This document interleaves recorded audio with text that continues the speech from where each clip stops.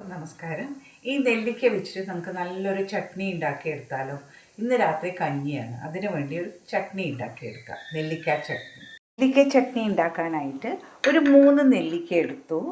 പിന്നെ ഒരു എരിവിന് ആവശ്യമുള്ള ചുവന്ന മുളക് എടുത്തു. പിന്നെ കുറച്ച് ഇതിൽ ചേർക്കാനുള്ളത് കുറച്ച് നിലക്കടലയാണ്.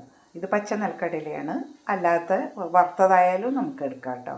കുറച്ച് നല്ലെണ്ണ ഒഴിച്ചതിന് ശേഷം ഈ നിലക്കടല നന്നായിട്ട് നന്നായി വറുത്ത നിലക്കടലയ്ക്ക് കറിവേപ്പിലയും ചുവന്ന മുളകും കുറച്ച് പുളിയും ചേർത്ത് നെല്ലിക്കയും ചേർത്ത് കൊടുക്കുക. നന്നായിട്ട് വറുത്തെടുക്കുക. ഒന്ന് സോഫ്റ്റ് ആകുന്നത് വരെ ഒന്ന് വഴറ്റിയെടുക്കുക. ഇനി തീ ഓഫ് ചെയ്യുക. തണുത്തതിന് ശേഷം അരച്ചെടുക്കുക. നന്നായിട്ട് വറുത്തെടുത്തു. നന്നായി വറുത്തെടുത്ത നെല്ലിക്കയും മുളകും കറിവേപ്പിലയും ഒക്കെ കൂടി മിക്സിയുടെ ജാറിലേക്ക് ചേർത്ത് കൊടുക്കുക. പുളിയും ഇതിലേക്ക് ആവശ്യത്തിന് ഉപ്പ് ചേർക്കുക. ആവശ്യത്തിനുള്ള ഉപ്പ് ചേർക്കുക. കുറച്ച് വെള്ളം നമുക്ക് ഒഴിച്ചു കൊടുക്കുക. നെല്ലിക്ക ചമ്മന്തി റെഡിയായി.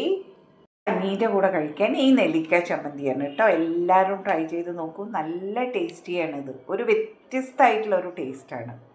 എല്ലാവരും ട്രൈ ചെയ്ത് നോക്കൂ.